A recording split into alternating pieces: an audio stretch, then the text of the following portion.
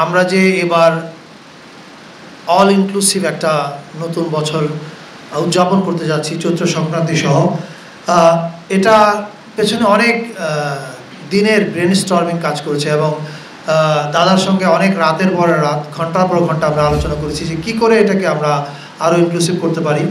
এবং আমরা খুব আনন্দিত যে সবাই, সকল জাতিগোষ্ঠী এটাকে সাদরে গ্রহণ করেছে। আমি আমাদের সংস্কৃতি মন্ত্রণালয়ের সহযোগিতায়, পরোক্ষ বা কিছুটা প্রত্যক্ষ সহযোগিতায় যে অনুষ্ঠানগুলো হচ্ছে, অথবা কিছু সরাসরি বেসরকারি উদ্যোগে হচ্ছে কিন্তু ফ্ল্যাগশিপ প্রোগ্রাম আমাদের নতুন বছরে, সেগুলো বলার আগে আমি একটু জাস্ট অল্প কিছুক্ষণের জন্যে অল্প কথায় আমাদের কালচারাল পলিসির ফিলসফিটা বলতে চাই যে কোন জায়গা থেকে কেন আমরা এই কাজগুলো করছি।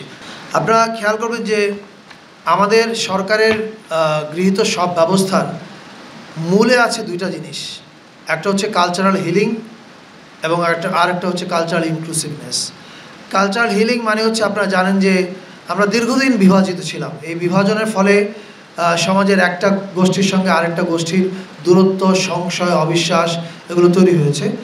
এই হিলিংয়ের কাজটা আমরা ইতিমধ্যে করছি। আপনারা খেয়াল করেছেন যে এবার দেশ স্বাধীন হওয়ার পরে 54 বছরের ইতিহাসে প্রথমবার শিল্পকলা একাডেমি চাঁদরাতে ঈদের অনুষ্ঠান করেছে। নিশ্চয়ই সামনে সারা দেশে হবে, এবং শুধু মুসলমানদের উৎসবগুলো না, অন্যান্য ধর্মের যে উৎসবগুলো আছে সেই উৎসবের মানে বড় উৎসবগুলো যেগুলো, সেগুলোকে কেন্দ্র করেও শিল্পকলা একাডেমি সারা দেশ জুড়ে সাংস্কৃতিক অনুষ্ঠান করবে।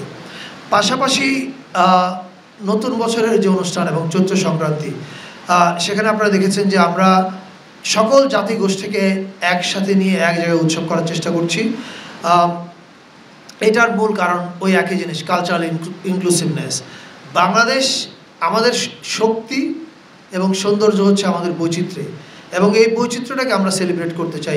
That is our philosophy. এবার যদি আমরা প্রোগ্রামের তালিকার কথা বলি, এবারের চৈত্র সংক্রান্তি, আসলে আপনারা জানেন যে ট্র্যাডিশনালি বাঙালিরা চৈত্র সংক্রান্তি পালন করত, এবং আমাদের যে অন্যান্য জাতিগোষ্ঠী যারা আছে, চাকমা, মারমা, গারো, যত জাতিগোষ্ঠী আছে, তাদের প্রত্যেকেরই আসলে মূল অনুষ্ঠানটা চৈত্র সংক্রান্তিকে ঘিরে হয়। ফলে আমাদেরও এবারের জাতীয় উৎসবগুলো চৈত্র সংক্রান্তি থেকে শুরু হচ্ছে। চৈত্র সংক্রান্তি উপলক্ষে আমাদের শিল্পকলা একাডেমির আয়োজনে দেশের 12টা জেলায় সাধু মেলা হচ্ছে। সেখানে সাধু সঙ্গ হবে এবং আধ্যাত্মিক গানের অনুষ্ঠান হবে। এছাড়া চৈত্র সংক্রান্তি উপলক্ষে ঢাকা শহরে শিল্পকলা একাডেমির আয়োজনে একটা কনসার্ট হচ্ছে সোহরাওয়ার্দী উদ্যানে। এই কনসার্টটা আমরা আশা করব অনেক বড় একটা কনসার্ট হবে, অনেক মানুষ অংশগ্রহণ করবে। সেখানে গান গাবে হচ্ছে, এখানেও ইনক্লুসিভিটির ব্যাপার থাকবে। গান গাবে F minor Garo band, La Rong Marma band, Imang Tripura band, unity Khasia band, invocation Chakma band. এছাড়া বাঙালিদের মধ্য থেকে থাকছে Miles, Warfaze, Vikings, Avoid Rafa, Dolchut, Lalon ও স্টোন ফ্রি। এটা হচ্ছে চৈত্র সংক্রান্তির বড় অনুষ্ঠান ঢাকার। চৈত্র সংক্রান্তিতে ঢাকায় আরেকটা বড় অনুষ্ঠান হবে, সেটা হচ্ছে নবপ্রাণ আন্দোলনের উদ্যোগে শিল্পকলা একাডেমিতে দিনব্যাপী ধামাই নৃত্য, গান, ভিডিও প্রদর্শনী এবং সন্ধ্যায় বাউল ও ফকিরি গান। এছাড়া আরেকটা উৎসবের কথা আমি বলতে চাই।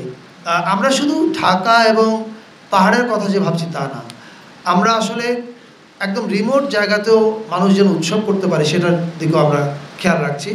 আপনারা জানেন যে শ্রীমঙ্গল বা মৌলভীবাজার ওই এলাকায় আমাদের অনেক চা শ্রমিক কাজ করেন। তাদের অন্যতম উৎসবটা হচ্ছে ফাগুয়া উৎসব। সো ফাগুয়া উৎসব উপলক্ষে আমি নিজেও যাচ্ছি 12 এপ্রিল সিলেটে, এবং এই উৎসবটাতে এবার সংস্কৃতি মন্ত্রণালয় প্রত্যক্ষভাবে যুক্ত আছে তাদের সঙ্গে সহযোগিতায়।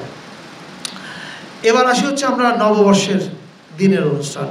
নববর্ষের দিন ঐতিহ্যগতভাবে যে অনুষ্ঠানগুলো হয়, যেমন ছায়ানটের অনুষ্ঠান, সেটা হচ্ছে সুরের ধারার অনুষ্ঠান হচ্ছে, কিন্তু সুরের ধারার অনুষ্ঠানে একটু পরিবর্তন এসছে।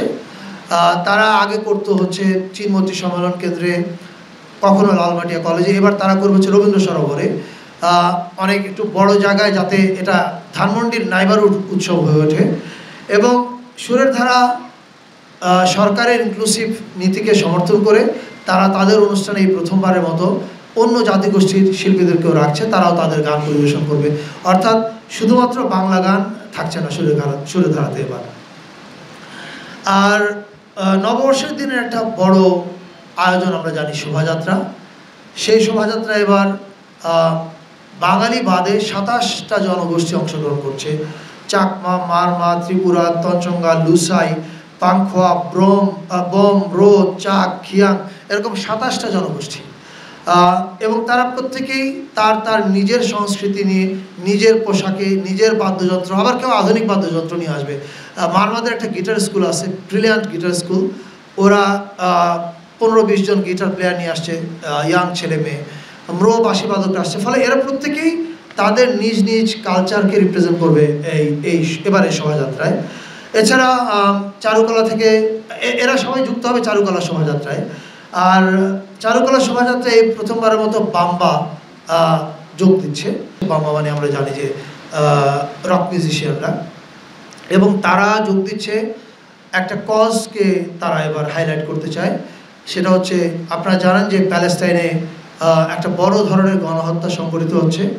বাম্বা প্রায় 200 গিটারিস্ট নিয়ে আসবে এবং তারা আহ্বান জানিয়েছে ঢাকা এবং ঢাকার আশেপাশে যত গিটার প্লেয়ার, এনি পার্ক মানে রিদম প্লেয়ার, তারা প্রত্যেকেই যেন তাদের সঙ্গে যোগ দেয়। এবং তারা আহ্বান জানিয়েছে আপনারা একটা প্যালেস্টাইনের ফ্ল্যাগ নিয়ে আসবেন এবং ওই রক মিউজিশিয়ানরা একটা গান গাবে। আপনারা জানেন সেই গানটা, from the river to sea Palestine will be free. So তারা মানবতার মানে আমরা আমাদের উৎসবে, এই নববর্ষের উৎসবে আমরা যেন ভুলে না যাই যে পৃথিবীতে একটা বড় গণহত্যা চলছে। আমি বাংলাদেশের রক মিউজিশিয়ানদেরকে ধন্যবাদ জানাই এ ধরনের একটা মানবিক কজকে এবারে শোভাযাত্রার অংশ করে তোলার জন্য। এছাড়া বিকেলবেলা মানিক মে এভিনিউতে একটা কনসার্ট আছে। এটাতে আমাদেরকে সহযোগিতা করছে শিল্পকলা একাডেমি, আয়োজন করছে, সহযোগিতা করছে ঢাকা সিটি কর্পোরেশন উত্তর। এই কনসার্টটার পরে সন্ধ্যা ৭টায় একটা ড্রোন শো হবে, যে ড্রোন শোটা আয়োজিত হচ্ছে চীন দূতাবাসের সহযোগিতায়। এটা বাংলাদেশে আমার ধারণা খুব এক্সক্লুসিভ একটা জিনিস হবে। সেখানে আপনারা, এটার থিম হচ্ছে নতুন বছর নতুন বাংলাদেশ। ফলে আপনারা সেখানে জুলাইকে দেখতে পাবেন, নববর্ষকে দেখতে পাবেন এবং পৃথিবীটাকেও দেখতে পাবেন। এবং এই ড্রোন শোটা খুবই আকর্ষণীয় কিছু হবে বলে আমরা বিশ্বাস করি। আমরা চীনা দূতাবাসকে ধন্যবাদ জানাতে চাই এই ড্রোন শোটা সম্পূর্ণ তাদের খরচে আয়োজন করবার জন্যে।